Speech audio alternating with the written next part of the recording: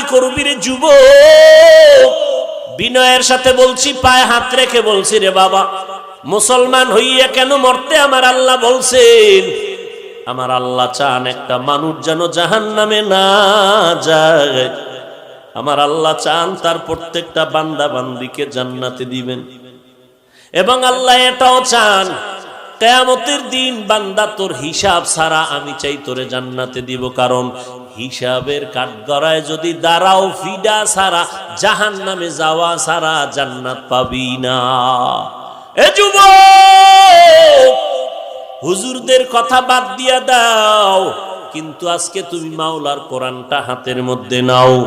বলবা হুজুর কেনার টাকা নাই, মোবাইলের মধ্যে বাংলা কোরআন লিখে সার্চ দিয়া ডাউনলোড করো।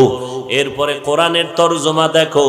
তোমার দিল থেকে আমাকে দুইটা প্রশ্নের জবাব দাও। আল্লাহর কোরআন সত্য না মিথ্যা? কত পার্সেন্ট সত্য বলো? ওই কোরআনের মধ্যে জান্নাতের বয়ান আসেনি? ওই কোরআনের ভেতরে জাহান্নামের বয়ান আসেনি? কে জান্নাতে যাবে কে জাহান্নামে যাবে আল্লাহ তাও স্পষ্ট করে বয়ান করেছেন। ইন্নাল আবরারা লাফি নাঈম ওয়া ইন্নাল ফুজ্জারা লাফি জাহিম। নেক আমলওয়ালারা জান্নাতে যাবে, যারা গুনাহগার তারা জাহান্নামে যাবে। জান্নাতটা কেমন হবে? শান্তির ঘর।